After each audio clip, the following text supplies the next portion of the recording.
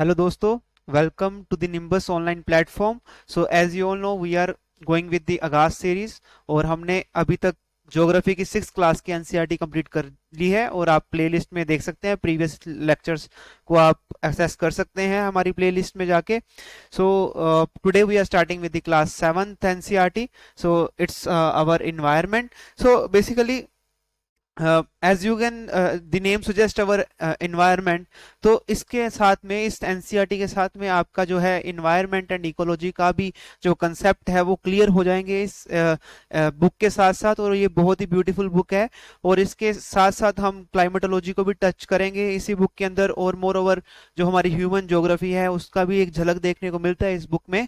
सो ये काफी informative book है और I hope you will enjoy doing this with me. So, looking at the topics of this 7th class book. So, environment inside our earth के अंदर क्या है, crust, core, mantle, and all things will be covering inside our earth, our changing earth, air, water. As you can see, these all topics are related to our environment. ठीक है. So, environment से related सारे topic रहेंगे. Natural vegetation and the wildlife very important for the examination point of view. Then human environment, settlement, transportation, communication. This is the human geography aspect. So life in the deserts, यहाँ पे land form की बात कर ली है एक. So basically mixed जो topics हैं इसके अंदर और मेन जो फोकस रहेगा that is on the environment. So let's start with this first chapter that is the environment. Environment होता क्या है. So this is our first chapter. So starting with the environment definition. ठीक है, तो इस chapter को करने से पहले एनवायरनमेंट वर्ड बना कहाँ से. सो इसका जो एनवायरनमेंट का जो रूट है that lies in the French word that is environner. ठीक है. सो इसको एनवी रोनर भी बोल देते हैं, एनवायरोनर. सो इसी से इसका जो रूट वर्ड है ये बनता है. This is the root word of the environment word.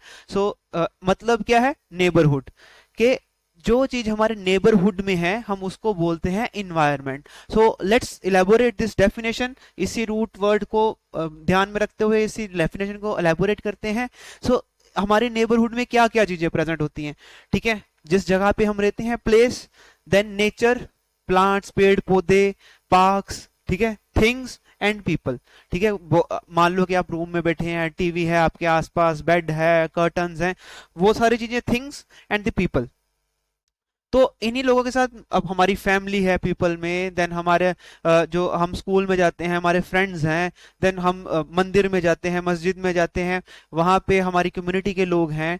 तो this all is what forms our environment. ये सभी लोग हम एक पर्टिकुलर व्यक्ति को सराउंड किए हुए हैं. ठीक है, जो हम हैं वो हमारे आसपास ये सारी चीजें चारों के चारों जो कंपोनेंट्स है वो प्रेजेंट हैं. ठीक है, और इसी सराउंडिंग को ही हम, इसी नेबरहुड को ही हम बोल देते हैं environment. So the place, nature, things and the people that surround any living organism is called the environment. अब लिविंग ऑर्गेनिज्म, अब ये जो डेफिनेशन है दैट इट मींस कि it is relative to what, living organism. अब मान लो कि कोई फॉरेस्ट में लायन रहता है, उसकी सराउंडिंग में प्लेस, नेचर, थिंग्स, पीपल वो चेंज हो जाएंगे. ठीक है, तो उसकी सराउंडिंग में जो है, जो प्लेस होगी वो that would be more like the wild kind of wild life होंगी वो. देन नेचर की बात करें, पेड़ पौधे किस तरीके के फॉरेस्ट्स हैं, वो भी उस ऑर्गेनिज्म पे, पर्टिकुलर ऑर्गेनिज्म पे डिपेंड करेगा कि कहाँ पे है वो. देन थिंग्स, क्या प्रेजेंट है उसके आसपास, पीपल है क्या उसके आसपास या नहीं भी है. ठीक है, क्या ह्यूमन के साथ उस पर्टिकुलर लायन का, टाइगर का कन्फ्लिक्ट है उस पर्टिकुलर लिविंग ऑर्गेनिज्म का. सो वो सारी चीजें हम डिस्कस करते हैं इस इन्वायरमेंट में. So you can say environment is combination of natural and human phenomena. अब जो ये लाइन है, नेचुरल एंड ह्यूमन फिनोमिना, इसी से ही हमारी जो सारी इन्वायरमेंट है वो डराइव होती है. सो बेसिकली केवल नेचर ही नहीं है जो इन्वायरमेंट को जो है चेंज कर रही है, इन्वायरमेंट पे इन्फ्लुएंस कर रही है. So humans also play the very vital role. अगर आपको याद हो, हमने सबसे पहले जो इंट्रोडक्टरी लेक्चर था हमने यही डिस्कस किया था कि ये दो तरीके के फिनोमिनाज होते हैं, एक नेचुरल, एक ह्यूमन. ये दोनों ही हमारी जो सोसाइटी में है, हमारी जो आसपास की नेचर है, हमारे इन शॉर्ट अगर हम कहें हमारे जो नेबरहुड में, हमारे इन्वायरमेंट में, ये दोनों चीजें, जो दोनों फोर्सेस रोल प्ले करती है, natural as well as humans. So natural forces की बात करें, अब नेचर पे डिपेंड करता है। मान लो कि हम इंडिया में लोकेटेड है, हमें पता है इंडिया किस में है, टोरिड जोन के अंदर लोकेटेड है, तो यहाँ का इन्वायरमेंट भी गर्म होगा, और वहां पे जो लोग रहते हैं, उनका कल्चर रहते हैं, एनिमल्स रहते हैं, वो सारे का सारा उसके आसपास का जो इन्वायरमेंट है उसी के ऊपर ही डिपेंड करेगा। So that is where the nature plays the role. जैसे फॉर एग्जांपल, मैंने पहले भी एग्जांपल दी है कि कश्मीर में जो लोग हैं, उनके रहने सहने का तरीका, उनके खाने का तरीका, उनके कपड़े पहनने का तरीका कैसा होगा, डिफरेंट होगा फ्रॉम दी साउथ इंडियन लोग। मोर ओवर एनिमल्स जो पाए जाते हैं, स्नो लेपर्ड्स, देन याक्स, वो भी क्या होंगे, ज्यादा फर वाले एनिमल्स होंगे। कहाँ पे, जहाँ ठंड होगी। और एट द सेम टाइम अगर आप डेजर्ट्स में चले जाओ, कैसे एनिमल्स पाए जाते हैं, जैसे स्नेक हो गया, देन हमारा ब्लैक बक, जो ब्लैक डियर होते हैं वो हो गए, ब्लैक बक्स हो गए, ठीक है, देन ग्रेट इंडियन बस्टर्ड्स। तो वो सारे एनिमल्स क्या है, उस पर्टिकुलर नेचर से रिलेटेड हैं। उसका इन्वायरमेंट जो है, उसके इन्वायरमेंट में कैसे होंगे, उसके नेचर पे कैसे एनिमल्स होंगे, वो डिपेंड करेगा नेचर के ऊपर। ठीक है, वहां के लोगों ने कपड़े कैसे, उनका लाइफस्टाइल कैसा है, उनके खाने का तरीका कैसा है, वो किस पे डिपेंड करेगा, नेचुरल फैक्टर्स पे। तो अगर हम बात करें मोर और लेस, अगर एशियंट टाइम्स की बात करें या इवन के मेडिवल्स की भी टाइम करें, तो बेसिकली जो लोग थे, जो पीपल थे, उन्होंने नेचर को अडेप्ट किया है। जैसा उनको आसपास में नेचर मिला, जैसा उन्होंने आसपास में नेचर देखा, उसी के अकॉर्डिंगली ही अपने लाइफस्टाइल को चेंज किया। ठीक है, उसी के अकॉर्डिंगली ही हम अपने लाइफस्टाइल में खाने पीने के चेंजेस, कपड़े पहनने के चेंजेस, अपने कल्चरल रिचुअल्स में उसी तरीके से वो चेंजेस लेके आए। बट द थिंग इज, जैसे ही टेक्नोलॉजी एडवांस होती गई, जैसे ही मान लो कि कैसे एडवांस होती गई, स्टार्ट कहाँ से हुए बेसिकली, अगर हम बात करें कि टेक्नोलॉजी की अगर हम बात करें, सबसे पहली रेवोल्यूशन क्या आई, सबसे पहली रेवोल्यूशन हमारी व्हील की इन्वेंशन से आई। जब भी ये हमारे इंसान ह्यूमन बीइंग ने व्हील को इन्वेंट कर लिया, उसके बाद में दुनिया बदलती गई, ठीक है। अब उसके बाद में धीरे धीरे फायर, व्हील और उसकी सारी मदद से क्या हो गए, हम ज्यादा मैकेनिकल वर्क की तरफ चले गए। ठीक है, फिर धीरे धीरे इंडस्ट्रियल रेवोल्यूशन आई, इंडस्ट्रीज पे हमने जोर दिया, उससे क्या हो गया, कपड़े वगैरह बनने लग गए और प्रोडक्शन होने लगी, प्रोडक्शन को इंक्रीज किया। देन धीरे धीरे क्या होगी, टेक्नोलॉजिकल रेवोल्यूशन आई, कंप्यूटर वाली एज आ गई। ठीक है, now we are moving toward the fifth revolution, so fifth industrial revolution. So ये सारा कुछ क्या था बेसिकली, इसने ह्यूमन बींग्स को क्या कर दिया, एडवांस कर दिया। जब ह्यूमन बींग्स को एक पावर मिल गई, एक टेक्नोलॉजी की पावर मिल गई, उससे क्या हो गया, उसने जो है नेचर के ऊपर भी कंट्रोल करना शुरू कर दिया। पहले जो ह्यूमन बींग्स नेचर को अडेप्ट करता था, अब उसने नेचर को काउंटर करने की कोशिश करनी शुरू कर दी। ठीक है, तो अब दोनों के बीच में क्या होने लग गया, kind of you can say fight होने लगे, कि हमने जो नेचर की एक्सट्रीम कंडीशंस है उसके ऊपर काबू पाने के लिए अपनी जो टेक्नोलॉजी को यूज करना शुरू कर दिया। जैसे फॉर एग्जांपल जो हमारे समर्स हैं, ठीक है, जो समर्स में अब क्या है, हर किसी के घर में जो है अब एयर कंडीशन लग गया है। ठीक है, एयर कंडीशन एक प्री रिक्वेस्ट सा हो गया है कि हाँ, कि लगा होना चाहिए अगर गर्मी है। तो इससे क्या चलेगा, हम नेचर से उल्टा चलेंगे। पहले क्या होता था, पहले जमाने में क्या एयर कंडीशंस होते थे, नहीं, उसी तरीके से फिर हम मैनेज करते थे, उसी तरीके से हम कपड़े उस तरीके से पहनते थे जब एयर कंडीशन नहीं थे। ठीक है, और रात को वैसे ही हम छतों पे जाके सोना प्रेफर करते थे, तो वो हमारा लाइफस्टाइल था। पर हमने क्या अपना अकोमोडेटिव लाइफस्टाइल बना लिया with the advancement of the technology. ठीक है, जैसे जैसे टेक्नोलॉजी एडवांस होती गई, हमने अपना लाइफस्टाइल भी चेंज करना शुरू कर दिया। जो इन्वायरमेंट है, अब उस पर भी इन्फ्लुएंस, अब ह्यूमन फिनोमिना की बात करें, नेचुरल की तो हमने बात करी कि जो आसपास के इन्वायरमेंट, कहाँ पे जंगल किस पर्टिकुलर एरिया में कैसे पाए जाते हैं, वो सारा कुछ नेचुरल फिनोमिना में कवर कर लेते हैं हम। जब हम ह्यूमन फिनोमिना की बात करते हैं, उसका मतलब जो आसपास हम कुछ भी देखते हैं, आसपास हमने अपना एलईडी देख लिया, ठीक है, so that is the change done by the human beings only. तो एयर कंडीशन देख लिया, देन कम्स बड़े बड़े कंक्रीट के जो बिल्डिंग्स देख लिए। ठीक है, तो वो सारी जो चेंजेस हैं, हम ह्यूमन बींग्स ही तो लेके आए हैं ना, ह्यूमन बींग्स ही तो उस सारे चेंज को लेके आए हैं। सो मतलब कि उसके अंदर हमने क्रिएशन वाला एस्पेक्ट जोड़ लिया, जो ह्यूमन बींग ने क्रिएट किया वो भी किस में आ गया, इन्वायरमेंट में आ गया। अब क्या केवल ह्यूमन बींग का क्रिएशन वाला जो उसने क्रिएट किया है वो ही एस्पेक्ट आसपास इन्वायरमेंट में, नहीं, ह्यूमन बींग्स ऐसे होल भी, मतलब ह्यूमन बींग्स खुद भी एक इन्वायरमेंट में रहते हैं।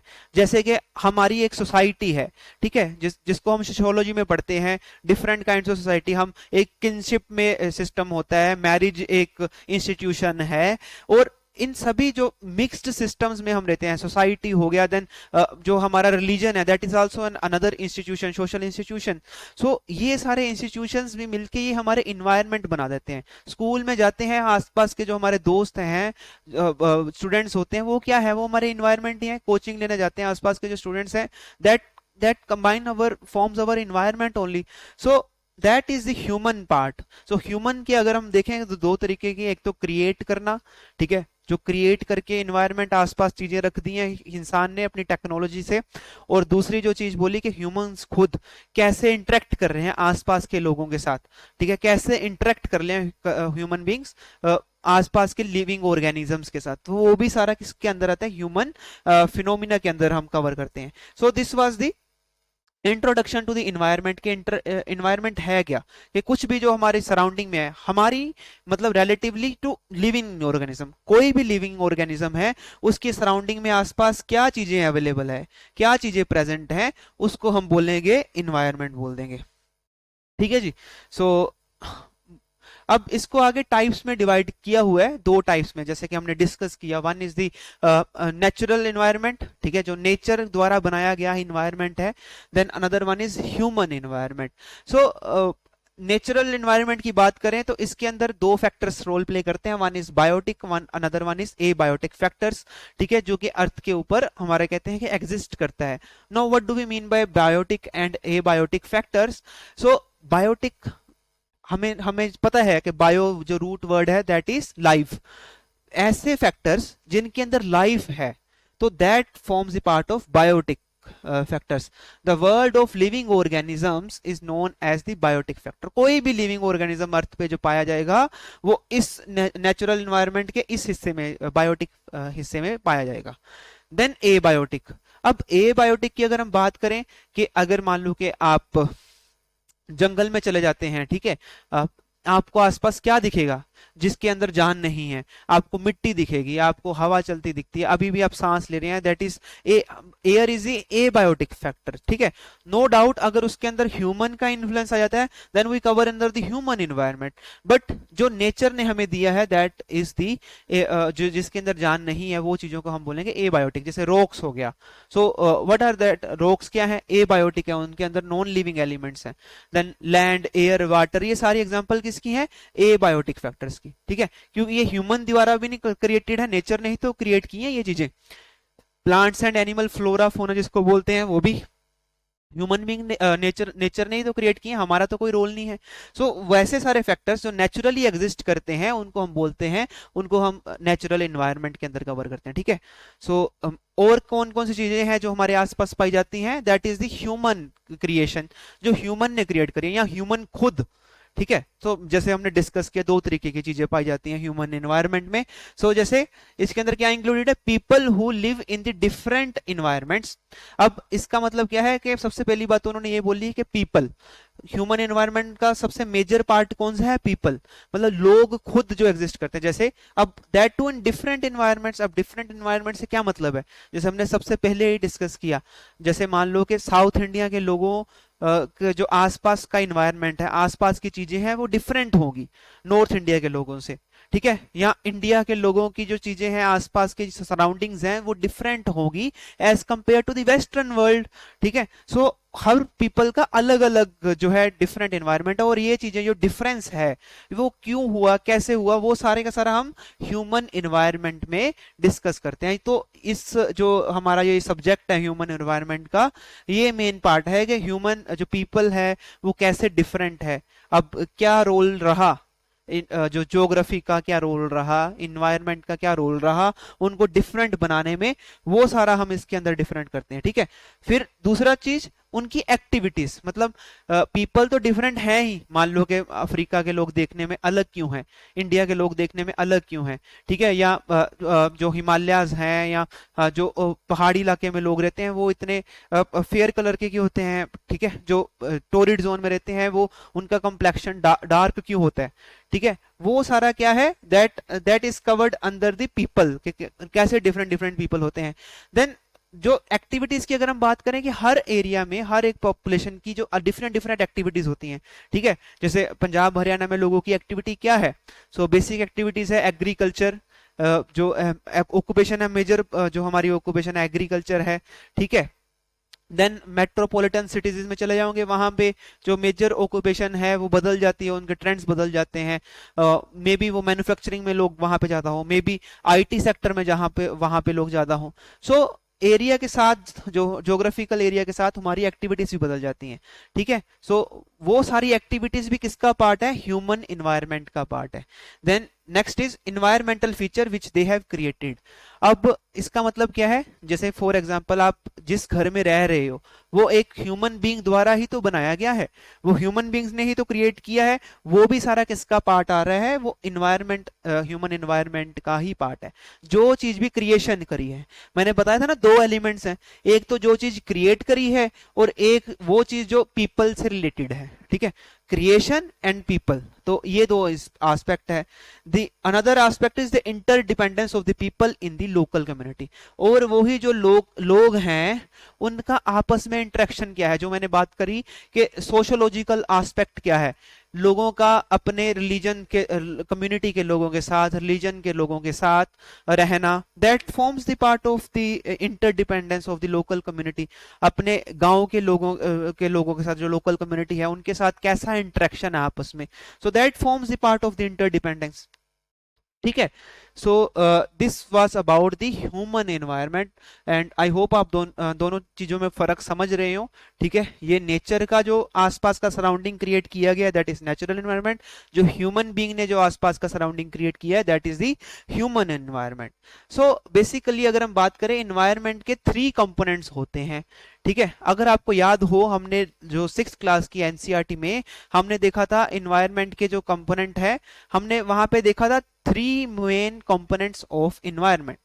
सो 3 मेन कंपोनेंट्स में उसके अंदर हमने सिर्फ और सिर्फ लिथोस्फीयर, ठीक है, हाइड्रोस्फीयर की ही बात और हमारा एटमॉस्फेयर, इन तीनों की ही बात करी थी। क्यों? क्योंकि वो कंप्लीट नहीं था, वो मैंने बताया था कि that were the main components. But अगर हम ओवरऑल कंपोनेंट्स की बात करें, एनवायरनमेंट के 3 कंपोनेंट होते हैं। So this is the main classification जो एनवायरनमेंट के कंपोनेंट्स हैं, जो आप कह सकते हैं एनवायरनमेंट के पार्ट्स हैं। सो there are 3 main components. One is natural component, human made component and human itself, जिसकी हम बात ऑलरेडी हम कर चुके हैं इसके। अब नेचुरल कंपोनेंट्स की बात करें, वो ही जो हमने लास्ट लेक्चर में किया था, जिसके अंदर हमने लिथोस्फीयर, एटमॉस्फेयर, हाइड्रोस्फीयर, जो 5th चैप्टर में हमने किया था 6th क्लास की, ठीक है। सो जब यहाँ तीनों इंटरेक्ट करते हैं, biosphere, so these are the natural components of the environment. अब हम बात कर लेते हैं ह्यूमन मेड कंपोनेंट, जो ह्यूमन द्वारा क्रिएट किया गया। क्या क्रिएट किया गया? Buildings, parks, bridges, roads, monuments, industries. So ये सारे कंपोनेंट्स क्या है? ह्यूमन बीइंग ने तो क्रिएट किए हैं। सो ये भी क्या है? इन्वायरमेंट का है। देन कम्स ह्यूमंस इटसेल्फ, जो मैंने बोला कि ह्यूमंस खुद भी इस इन्वायरमेंट का पार्ट है, जिनका खुद का भी एक इन्वायरमेंट है। जैसे कि सोशियोलॉजिकल कंपोनेंट्स की बात करी मैंने, इंडिविजुअल खुद ह्यूमन बीइंग उसका पार्ट है इन्वायरमेंट का। देन फैमिली, उसकी family is institution, social institution है फैमिली। कम्युनिटी, ठीक है, एक कम्युनिटी के लोग होते हैं, मान लो कोई कास्ट के लोग हैं, कोई गांव के लोग हैं, तो that forms the community. Then religion, किसी का हिंदू रिलीजन है, कोई मुस्लिम है, कोई क्रिश्चियन है, सो वो रिलीजन के लोग आपस में कैसे इंटरेक्ट करते हैं, वो भी सारा किसके अंदर कवर्ड है? इस ह्यूमन एस्पेक्ट के अंदर कवर्ड है। देन एजुकेशन, कि कैसे हम आपस में एजुकेशन, स्कूल में जाते हैं, अलग अलग एजुकेशनल इंस्टीट्यूशंस बने हुए हैं, ठीक है। वेस्टर्न एजुकेशन सिस्टम हो रहा है, इंडियन एजुकेशन सिस्टम और है, एशियन टाइम्स में एजुकेशन सिस्टम और था, अब किसी और तरीके का है। So that is the human component of the environment. Then economic activities, जैसे हमने बात करी ऊपर के इकोनॉमिक एक्टिविटीज, देयर एक्टिविटीज, कोई भी एक्टिविटीज, कोई ऑक्यूपेशन है जो ह्यूमन बीइंग कर रहा है, that forms the part of this human component. Political situation क्या है, उस जगह की जो उस जगह की जो पॉलिटिकल सिचुएशन है कौन बनाएगा, ह्यूमन बीइंग्स ही तो बनाएंगे ना। अगर इकोनॉमी ही तो ड्राइव करेगी, पॉलिटिकल सिचुएशन भी। हमने अगर याद हो, हमने फर्स्ट लेक्चर में देखा था कैसे, फॉर एग्जांपल हमारी जो इकोनॉमी है वो है किसानों द्वारा, जो हम द्वारा इंक्लाइंड है। क्यों? क्योंकि हमारा जो मेजर ऑक्यूपेशन है, इंडिया का पॉपुलेशन है, वो किस पे डिपेंड करती है, एग्रीकल्चर पे डिपेंड करती है। अगर वो एग्रीकल्चर पे डिपेंड करती है हमारी इकोनॉमी, तो जो पॉलिटिशियंस होंगे वो किसकी तरफ ज्यादा झुकाव रखेंगे, किसानों की तरफ। ठीक है, मैंने एग्जांपल दी थी, क्या बोलते हैं वो, मैं भी किसान का बेटा हूं, और ये बोल के वोट लेते हैं। क्यों? क्योंकि उन्हें पता है जो मेजर ऑक्यूपेशन लोगों की क्या है, agriculture. So this is the region, this is the political situation of that area. So this all forms the component of environment. जब भी आप कंपोनेंट ऑफ एनवायरनमेंट की बात करेंगे, आप ह्यूमन बींग्स को छोड़ के नहीं देख सकते, अकेले नेचर को नहीं ले सकते। ठीक है, क्यों? क्योंकि आज के समय में मेन कंसर्न ही ये है कि ह्यूमन मेड और ह्यूमन बीइंग इटसेल्फ, जो इनका खुद का इंस्टीट्यूशन है सोसाइटी का, और जो ह्यूमन द्वारा क्रिएशन हो रही है, ये दोनों नेचर के ऊपर कैसे इन्फ्लुएंस कर रहे हैं। अब इन दोनों के बीच में किस तरीके से ट्रेड ऑफ एग्जिस्ट करता है। ट्रेड ऑफ मतलब अगर नेचर डिटीरियोरेट होती है, इसका मतलब ह्यूमन मेड जो है, जो ह्यूमन की क्रिएशन है मटेरियलिस्टिक, ये इंक्रीज हो रही है। अब अगर नेचर को हम ज्यादा बढ़ावा देते हैं, तो मे भी ऐसा हो सकता है कि जो ह्यूमन की क्रिएशन है, ह्यूमन जो बड़ी बड़ी सोसाइटीज, बिल्डिंग्स बनाना चाह रहा है, शहर बनाना चाह रहा है, वो ना बना पाए। तो इन दोनों के बीच में बैलेंस बनाना, यही तो हमारा मेन मकसद है कि किस तरीके से इन दोनों के बीच में जो ट्रेड ऑफ है उसका बैलेंस बनाया जा सके, सो दैट हम सस्टेनेबल डेवलपमेंट की ओर जाएं, सो दैट हम अपनी लाइफ को सस्टेन कर पाए, और जो हमारी अर्थ एग्जिस्ट करती है उसको आगे नेक्स्ट जनरेशन को सौंप पाए। यही तो हमारा मेन एम है ना। सो इसीलिए हमें ये जो एनवायरनमेंट सब्जेक्ट है ये पढ़ना बहुत इंपॉर्टेंट हो जाता है। ठीक है जी।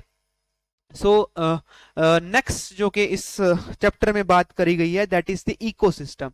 अब इकोसिस्टम क्या है? इकोसिस्टम बेसिकली अब कहते हैं कि सभी एरियाज में डिफरेंट डिफरेंट, मान लो कि आपकी क्लास में डिफरेंट डिफरेंट जो है लोग हैं, स्टूडेंट्स हैं, तो आप एक चीज ऑब्जर्व करोगे कि कोई पर्टिकुलर स्टूडेंट जो होता है उसका वो पर्टिकुलर स्टेट से आया है, तो उसके रहने सहने का तरीका और होगा। जब आप उससे डिस्कस करोगे, वो आपको बताएगा हमारे तो आसपास ये एनिमल्स दिखते हैं, ठीक है, या हमारे तो आसपास इतनी सर्दी होती है और हम ये पर्टिकुलर तरीके के कपड़े पहनते हैं, हमारा लाइफस्टाइल तो अलग है, हमारे वहां पे पेड़ पौधे अलग होते हैं, अलग, लाइक अगर कोई हिमालयस में रहता है तो पेड़ पौधे अलग हैं, अगर कोई डेजर्ट एरिया में रहता है तो पेड़ पौधे जो है अलग होगी, वहां की वेजिटेशन अलग होगी।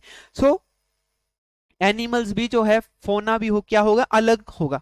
जैसे फॉर एग्जांपल यहाँ पे देख सकते हैं, हमने अगर बात करी जम्मू कश्मीर की, स्नो लिपार्ड पाया जाता है, वाइल्ड लियोक पाया जाता है, तिब्बतन एंटीलोप पाया जाता है। तो ये सारे एनिमल्स जो कहाँ पाए जाएंगे, ये एक पर्टिकुलर एरिया में पाया जाएगा। ठीक है, और इनका किसके साथ इंटरेक्शन होगा, एक पर्टिकुलर एरिया के पीपल के साथ, पर्टिकुलर एरिया के जो प्लांट्स हैं, वेजिटेशन है, उसके साथ ही आपस में इंटरेक्शन होगा।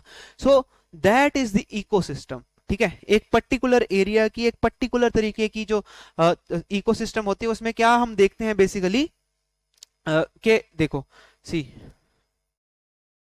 प्लांट्स, एनिमल्स, ह्यूमन बींग्स, ठीक है, जो बायोटिक कंपोनेंट है, ठीक है, that depend upon the immediate surrounding. मतलब कहते हैं कि जैसे अब हमने ये क्या बात करी, ये जो सारे एनिमल्स हैं ये कहाँ पे पाए जाते हैं, मैंने बोला जम्मू कश्मीर में पाए जाते हैं। तो ये इनकी ये किन पे डिपेंड करते हैं, ये हमारा बायोटिक कंपोनेंट है, मतलब जो लिविंग कंपोनेंट है, ये किस पे डिपेंड करेगा, जो इमीडिएट सराउंडिंग है, जो आसपास का माहौल है, उसके ऊपर डिपेंड करेगा। So this is the ecosystem, this is what we form the ecosystem. जैसे ये डेजर्ट में ब्लैक बुक वगैरह हो गए, देन स्नेक पाए जाते हैं, अलग अलग तरीके के लिजर्ड्स पाए जाते हैं, ठीक है, कैमल पाया जाता है। सो दिस और द फोक्स डिफरेंट तरीके के हैं।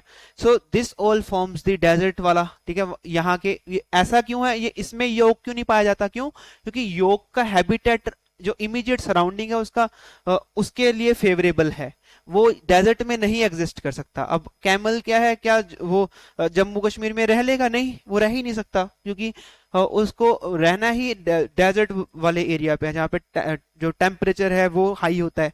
सो वो बना ही इस एरिया के लिए है। ठीक है, तो इमीडिएट सराउंडिंग पे डिपेंड करता है। ठीक है, जैसे ये एग्जांपल है हमारी केरला की एग्जांपल है। केरला में ये सारे एनिमल्स पाए जाते हैं, एलिफेंट्स। ठीक है, अलग अलग तरीके के एलिफेंट्स पाए जाते हैं। ठीक है, पीकॉक, लायंस। सो ये सब टाइगर्स, ये किस पे डिपेंड करता है? इन्वायरमेंट पे। अब ये सारे एलिफेंट अब डेजर्ट एरिया में क्यों नहीं पाया जाता? सो देयर इज रीजन, क्योंकि इसकी एग्जिस्टेंस इसके आसपास के इन्वायरमेंट पे डिपेंड करती है। तो इसको आस पास के इन्वायरमेंट इसको और तरीके का चाहिए, तो इसीलिए इसका इकोसिस्टम किसी और तरीके का है। So this is what the ecosystem means. ठीक है, ऐसे ये नॉर्थ ईस्ट में ये अलग अलग एनिमल्स पाए जाते हैं। ठीक है, so the question arised was why do the animals, vegetation and the way of people live vary from place to place. So इसका जवाब कहाँ पे है? क्योंकि वेरी क्यों करती हैं पीपल, वेजिटेशन और लोगों के रहने सहने का तरीका? क्योंकि ये डिपेंड करते हैं इमीडिएट सराउंडिंग। ठीक है, सो क्यों? क्योंकि इनको अपनी सराउंडिंग के साथ ही तो मिलना बरतना होता है ना। अब कोई पर्टिकुलर एनिमल है, वो अपनी सराउंडिंग के अकॉर्डिंगली तो जिएगा ना, उसको पता है कि कैसे जीना है। ठीक है, तो वो सारा इकोसिस्टम पे डिपेंड करता है। So coming to the definition of the ecosystem, what is the ecosystem? तो इकोसिस्टम क्या है? इसके नाम में छिपा है सिस्टम। सो ये एक सिस्टम है। ठीक है, सिस्टम होता है जो जैसे कोई अलग अलग पार्ट्स से जो वर्क करता है, मतलब इसके अलग अलग जो पार्ट्स होंगे, एक सिस्टम होता है, उसके अलग अलग पार्ट्स होते हैं, वो आपस में मिलजुल के काम करते हैं, तो वो सिस्टम पूरा काम करता है। ठीक है, कोई आपका कंप्यूटर है, कंप्यूटर के अलग अलग पार्ट्स हैं, वो मिलके क्या है, उसको कंप्यूटर सिस्टम बोल देते हैं। ठीक है, कोई भी सिस्टम है, उसके अलग अलग पार्ट होंगे और वो मिलके क्या है, काम करेंगे। अब कोई एक सेल है, उसके अंदर क्या है, डिफरेंट डिफरेंट सेल ऑर्गेनेलीज हैं, उनका डिफरेंट डिफरेंट काम है, वो आपस में मिलके क्या करेंगे, वो सेल को चलाएंगे। सो that is what the system is. So the ecosystem is the system formed by the interaction. अब उसके जो अलग अलग पार्ट्स हैं आपस में इंटरेक्ट करेंगे। अब कौन से पार्ट्स हैं इकोसिस्टम के, ये इंपॉर्टेंट हो जाता है। लिविंग ऑर्गेनिज्म, मतलब बायोटिक कंपोनेंट उसके पार्ट होंगे। ठीक है, एक एनिमल दूसरे एनिमल से इंटरेक्ट करेगा, या एक स्पीसीज खुद अपने इंट्रा स्पीसीज में भी इंटरेक्शन करेगी। So that is also the part of the interaction, part of the ecosystem. Then जो वो लिविंग कंपोनेंट है ऑर्गेनिज्म का, जो लिविंग ऑर्गेनिजम्स हैं, वो आपस में जो सराउंडिंग में कैसे इंटरेक्ट करते हैं, सो that is also the part of the ecosystem. मतलब लिविंग ऑर्गेनिजम्स आपस में, जो मतलब के जीव जंतु हैं, बायोटिक कंपोनेंट है, वो आपस में कैसे इंटरेक्ट करते हैं, प्लांट्स एनिमल्स आपस में कैसे इंटरेक्ट करते हैं, प्लस जो प्लांट्स एंड एनिमल्स है वो ए बायोटिक जो है सिस्टम, उससे कैसे इंटरेक्ट करते हैं। अब उसमें ए बायोटिक सिस्टम में क्या आ जाता है, physical and chemical factors of the environment. मतलब आसपास में कौन सी फिजिकल और केमिकल रिएक्शंस हो रही हैं, उसके ऊपर डिपेंड करेगा जो लिविंग ऑर्गेनिज्म। ठीक है, तो हमारे आसपास में मतलब हमेशा क्या चलता रहता है, केमिस्ट्री चलती रहती है। ठीक है, कुछ मतलब केमिकल रिएक्शंस होती रहती हैं। ठीक है, हवा मूव कर रही है, so that is the physical factor. ठीक है, केमिकल चेंजेस भी आती हैं, मान लो कि आपने सिल्वर ऑर्नामेंट पाया हुआ है, उसका कलर चेंज हो गया, सो that is the chemical factor. ऐसे ही क्या है, नेचर में भी ये सब कुछ एग्जिस्ट करता है, physical as well as chemical factors जो हैं एग्जिस्ट करते हैं। जैसे मैंने एग्जांपल दी थी कि मॉसेस एंड लीचन्स हैं, वो रॉक की वेदरिंग कर देते हैं, सो that is the chemical factor. ठीक है, तो ऑर्गेनिजम्स एंड सराउंडिंग के साथ उनका कैसा इंटरेक्शन है, मतलब ऑर्गेनिजम्स और फिजिकल और केमिकल फैक्टर्स के साथ कैसा उनका इंटरेक्शन है, that is also the part of this system, that is known as the ecosystem. ठीक है, सो जहां पे वो रहते हैं, जिस सिस्टम में वो रहते हैं। ठीक है, आई होप आपको ये इकोसिस्टम का मतलब समझ में आ गया हो, और अभी आपको पता लग गया हो इन्वायरमेंट और इकोसिस्टम में क्या फर्क है, इन दोनों के डेफिनेशन में क्या फर्क है। सो साथ में ही इस डेफिनेशन में जो एनसीईआरटी है हमारी गिवन है, by transfer of energy and material, how they are linked with each other. Living organism आपस में लिंक कैसे हैं, by transfer of energy and material. Living organisms abiotic factor के साथ लिंक्ड कैसे हैं, by transfer of energy and material. अब जो ये लाइन है ये आपस में ही बहुत मतलब कि एक डीपर मीनिंग इसका एग्जिस्ट करता है। अब कैसे ट्रांसफर करते हैं एनर्जी को, कैसे ट्रांसफर करते हैं मटेरियल को, इसको समझना बहुत जरूरी है। ठीक है, अब इसका जो है, इसका जो सार है इस लाइन का, वो किस में एग्जिस्ट करता है? Energy flows through an ecosystem. जो एनर्जी क्या है वो तो फ्लो करती है, मतलब एक से दूसरी तरफ फ्लो करेगी। और जो while the matter cycles with in, जो मतलब मटेरियल वाली चीज है वो एक साइकिल में घूम के दोबारा उसी साइकिल के फर्स्ट पार्ट में आ जाएगा। कहते हैं ना, इंसान मिट्टी है, मिट्टी में ही मिल जाना है।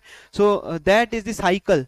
जो हमारा मैटर है वो मिट्टी में मिल जाएगा और मिट्टी से फिर दोबारा हम बनेंगे। ये पूरे का पूरा मैटर का क्या है? साइकिल है। और जो हमारी एनर्जी है वो क्या करेगी? फ्लो हो जाएगी। हमारे मरने के बाद वो एनर्जी क्या है, हम रिलीज कर देंगे, वो फ्लो हो जाएगी, कहीं ना एक फॉर्म से दूसरी फॉर्म में चले जाएगी। वो यहाँ या तो फॉर्म बदल जाएगी या वो किसी और में ट्रांसफर हो जाएगी वो एनर्जी।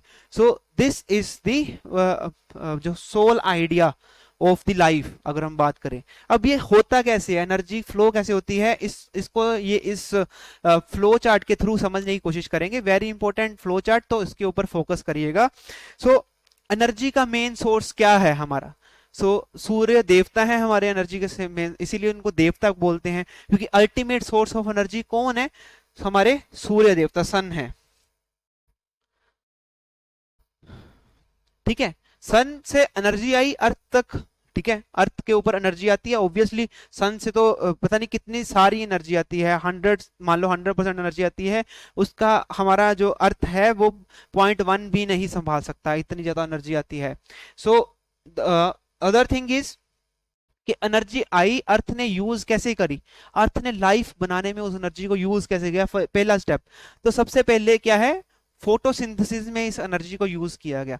फोटोसिंथेसिस क्या होता है? ऐसा प्रोसेस जिससे क्या है, जो पेड़ है वो अपना खाना बनाते हैं, जो पेड़ है वो अपना शुगर बनाते हैं, ऐसा बोलो, ग्लूकोज, जिसको हम सिंपल लैंग्वेज में शुगर बोल देते हैं, शुगर बनाते हैं। फोटोसिंथेसिस हुई, मतलब सन ने एनर्जी भेजी, उस एनर्जी ने क्या किया? रिएक्शन किया किसके साथ? जो एटमॉस्फेयर में CO2 और H2O, मतलब कि कार्बन डाइऑक्साइड और वाटर जो प्रेजेंट था, मतलब उस पर्टिकुलर प्लांट में, उसके साथ रिएक्ट करके क्या किया? फोटोसिंथेसिस का प्रोसेस किया और उससे क्या बन गया? शुगर बन गया। ठीक है, अब एक चीज ध्यान दो, सन से क्या आई? एनर्जी। और हमारी धरती माँ से क्या मिला? ये मैटर, CO2 और H2O की फॉर्म से।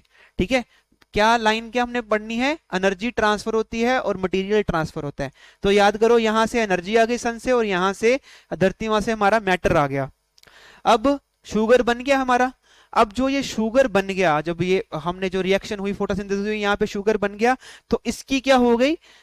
दो तरीके की रिएक्शंस हो गई इसके आगे। जो ये ग्लूकोज बना था, जो पेड़ ने ग्लूकोज बनाया, क्यों बनाया? पहली बात तो सबसे पहले तो इसने रेस्पिरेशन करने के लिए बनाया, मतलब प्लांट्स भी सांसें लेते हैं, मतलब सिंपल लैंग्वेज में बता रहा हूं। तो उस ब्रेक डाउन ऑफ फूड करना है उन्होंने भी, मतलब जो ये शुगर क्या है? प्लांट्स का खुद का फूड है, जो उन्होंने अपनी रसोई में फूड बनाया, उनका खुद का ये फूड है।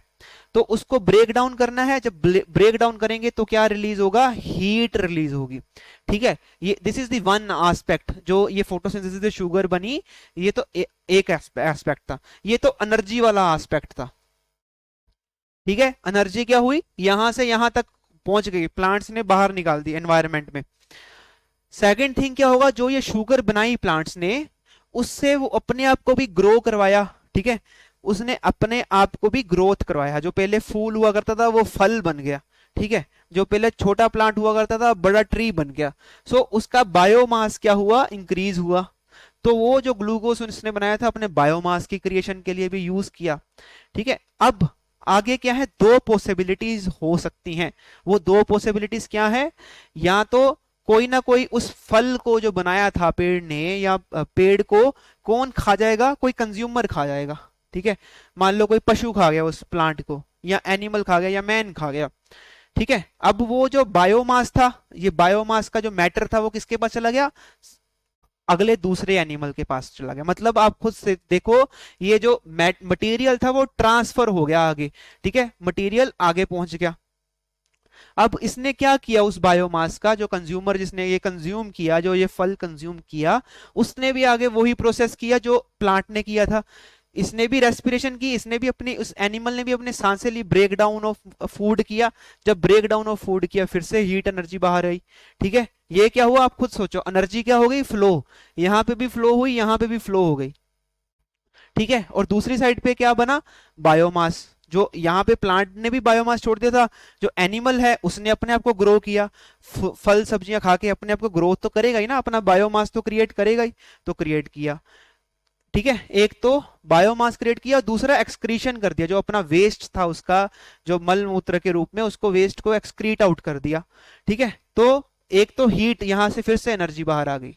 ठीक है, और ये बायोमास आगे पहुंच गया। अब जो एनिमल का शरीर है उसके साथ क्या होगा, या तो कोई आगे कोई एनिमल खा जाएगा। ठीक है, फिर वो साइकिल चल पड़ेगा यही वाला कि रेस्पिरेशन होगी, फिर उसका आगे मैटर पहुंचेगा, और यहाँ वो क्या हो जाएगा, मर जाएगा।